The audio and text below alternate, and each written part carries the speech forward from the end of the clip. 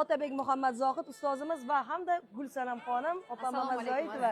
Assalomu alaykum. Biz bugun xonadonimizda ajoyib kunda mana yonimizda eng yaqinlarimiz mana Kelgin qoshimda, ey dilim xumor, kelgin qoshimda. Kelarmisan